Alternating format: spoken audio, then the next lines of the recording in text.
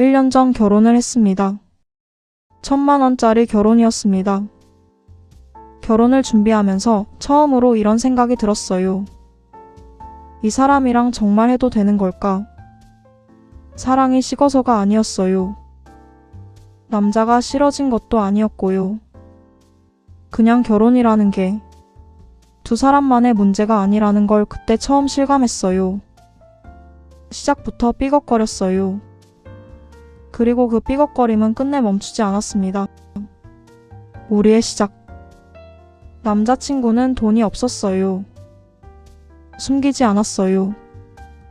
저도 알고 사귀었고요. 30대 초반 열심히 살고 있는 사람이었어요. 모아둔 돈이 없을 뿐이지 나쁜 사람은 아니었어요.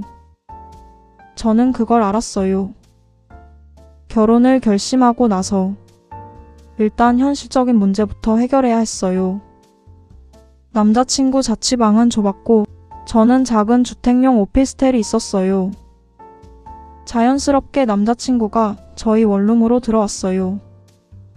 신혼집 구하는 동안만요. 신혼부부 대출을 알아봤어요. 아파트도 보러 다녔고요. 둘이 같이 발품 팔면서 그래도 설레는 마음이 있었어요. 우리 집이 생긴다는 것, 함께 시작한다는 것, 그때까지는 그랬어요. 그런데 시댁에서 연락이 왔어요. 예단으로 1,000만 원을 해달라는 거예요. 처음엔 잘못 들은 줄 알았어요. 요즘 시대의 예단을? 그것도 1,000만 원을? 남자친구도 당황한 기색이었어요. 근데 시어머니 말씀이 단호했대요. 집안 어른들한테 인사도 해야 하고 예의를 갖춰야 한다고. 저는 어쩔 수 없이 친정 부모님한테 말씀드렸어요.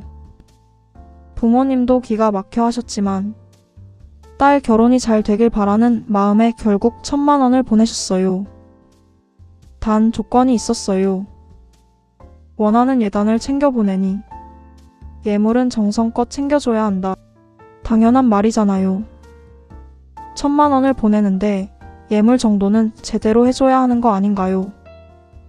시댁에서 알겠다고 했어요. 얼마 뒤 남자친구한테 연락이 왔어요. 시어머니가 1,000만 원 중 500만 원을 아들한테 줬다는 거예요. 알아서 하라고. 저는 그 말을 듣고 한동안 아무 말도 못했어요. 1,000만 원은 예단이라고 받아놓고 절반을 아들 용돈처럼 줘버린 거잖아요. 예물은요? 친정 부모님이 부탁드린 그 예물은요? 남자친구도 난처해했어요. 예단비를 어떻게 사용하셨는지 어머니께 물어보겠대요. 근데 돌아온 답은 뻔했어요. 돈을 줬으면 알아서 하는 거지 왜 간섭이야. 친정 부모님이 보내신 1,000만 원이 어떻게 쓰였는지 저는 끝내 제대로 듣지 못했어요. 시작부터 삐걱. 그때부터였어요. 결혼식 준비가 즐거워야 하는데 저는 계속 뭔가 찜찜했어요.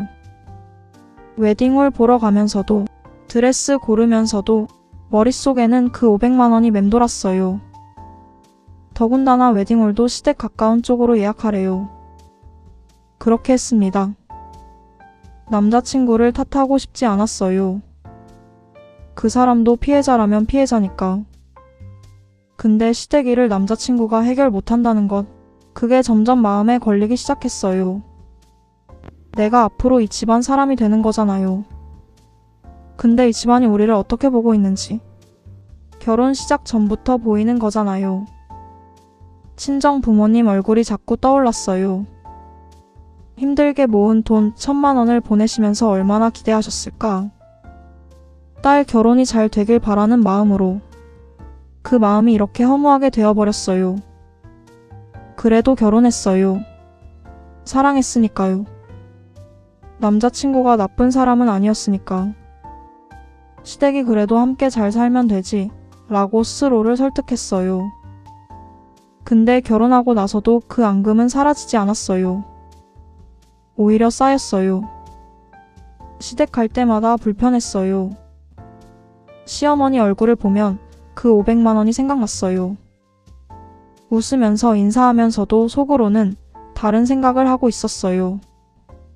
그게 티가 났는지 시댁 분위기도 썩 좋지 않았고요. 남자친구 아니 남편은 중간에서 계속 힘들어했어요. 나도 힘들고 남편도 힘들고 둘이서 대화를 많이 했어요. 근데 대화를 할수록 좁혀지지 않는 게 있었어요. 나는 억울했고 남편은 어쩔 수 없다고 했어요. 시댁에 다녀온 후 남편에게 이야기할 때마다 남편은 제게 자주 말했어요. 우리 엄마 원래 그래, 이해해줘. 왜 저만 이해해줘야 하는 건가요? 결혼이 이런 건가요? 시어머니께서 그러시더라고요. 여우 같은 며느리하곤 살아도 공 같은 며느리하곤 못 산다고. 누구 며느리 얘기를 나 들으라고 자꾸 하시네요. 전 비위 맞춰가며 여우는 되기 싫더라고요. 왜 그래야 하죠? 결혼한 지 1년이 됐을 때 우리는 헤어지기로 했어요. 극적인 사건이 있었던 건 아니에요. 크게 싸운 것도 아니고요. 그냥 서서히 알게 됐어요. 우리가 원하는 게 다르다는 걸. 내가 중요하게 생각하는 것들을 이 사람은 끝내 같은 무게로 느끼지 못한다는 걸. 결혼은 두 사람이 하는 거지만 두 집안이 만나는 거기도 하잖아요. 그 시작이 이랬는데 앞으로 수십 년을 버텨낼 자신이 없었어요. 이혼 서류를 쓰면서 울었어요. 남편도 울었어요. 나쁜 사람이 없는 이별이 이렇게 아프더라고요. 결혼을 앞두고 계신 분들께 말하고 싶어요. 돈 문제, 집안 문제, 예단 예물. 사소해 보이는 것들이 사소하지 않아요. 그게 두 집안이 서로를 어떻게 대하는지 보여주는 거거든요. 설레는 마음에 덮어두면 결혼하고 나서 반드시 다시 나와요. 불편한 게 있으면 시작 전에 꼭 짚고 가세요. 사랑만으로 버틸 수 있는 게 있고 버틸 수 없는 게 있어요. 물론 이런 상황을 이겨내시고 잘 살고 계신 분들도 있을 거예요. 하지만 저는 후회하지 않습니다. 지금까지 짧은 저의 결혼 생활 이야기였습니다. 읽어주셔서 감사합니다.